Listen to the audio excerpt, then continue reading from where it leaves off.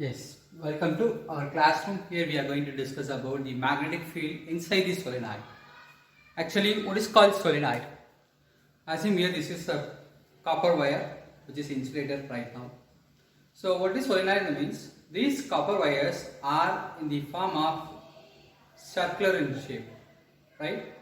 This is called, we are saying that solenoid, right? So which is insulated and makes n number of turns. Here I make a second turn, third turn, fourth turn, fifth turn, right? 5 turns here.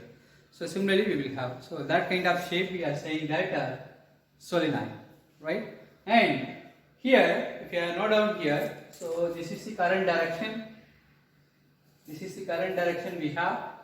In that direction, the current is passing here and coming back. Similarly, it goes on, right? So, as we know that which is into the plane, which is out of the plane. Can you explain which is into the plane, which is out of the plane? Yes, this is into the plane. It's going inside the paper, right? And in the top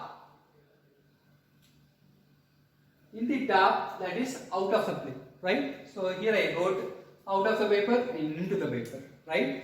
Here the current is ejected out and here the current is into the, right? Here into and here it is out of the paper. Okay, here out of the paper and here into the paper. The current is coming inside and here is out of the paper, right? Now if you apply right hand thumb rule, then the direction of magnetic field in the out of the paper should be in anti-clockwise direction and into the paper it should be in clockwise direction, right? Into out, right? So out means this way. So the magnetic field in anti-clockwise direction. Into means this direction. Okay, it's clear. So see, look at the paper is in that format. This is out of the paper, right? This goes in anti-clockwise, this one. Into the paper means clockwise, so this is in clockwise direction.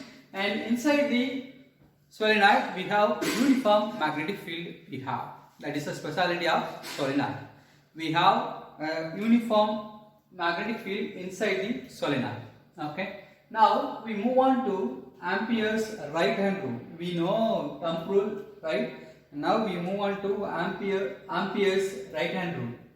So what is Ampere's right hand rule?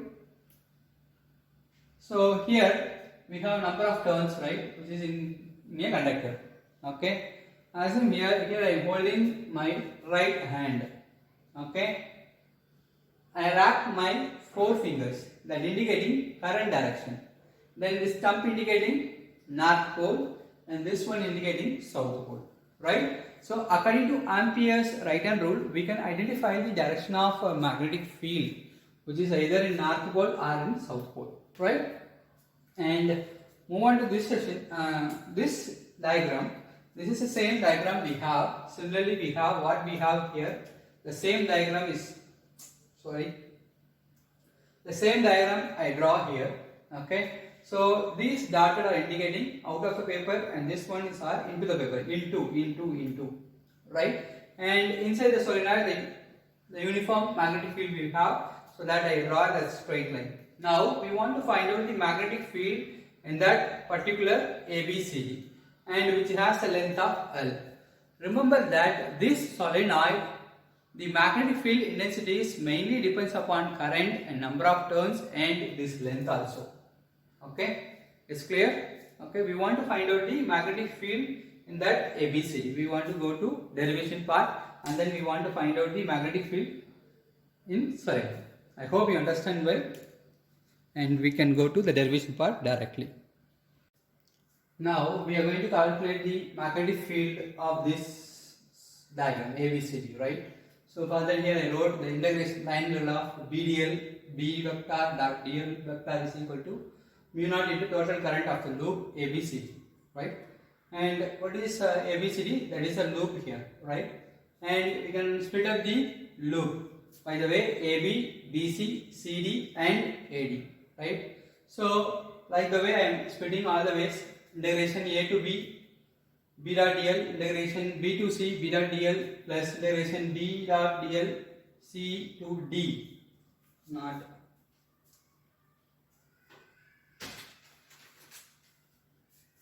C to D. Okay. Again D to A we have the four sides here I split up into, right. Now look at the diagram. AD and BC, how they are looking with respect to magnetic field.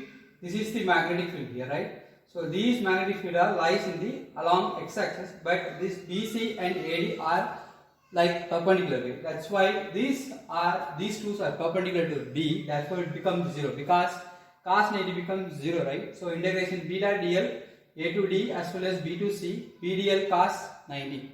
So cos 90 is 0. Therefore, these two terms become 0. And the third term we have CD, right, which is lies outside the solenoid. Therefore, it becomes 0. That's why I wrote in CD lies outside the solenoid. Therefore, it becomes 0. Only the thing we need to calculate AB, that is integration b dot dl is equal to integration A to B B dl cos 0 because it lies parallel to magnetic field cos 0. That will give integration of B dl. If you are integrating dl, that will give L, the length of the solenoid. And according to Ampere's circular law, BL is equal to mu naught I, right? Here the magnetic field values depends upon the number of turns, current and the length. Therefore, I included all the threes.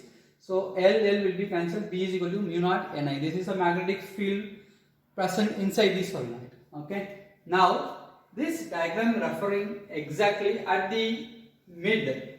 It has maximum magnetic field. But look at here, the both end it has the half of the magnetic field value. From that I can conclude B is equal to mu naught Ni divided by 2. In that, this is for the magnetic field at the end of the solenoid. I hope you understand well. Thank you. See you in the next video.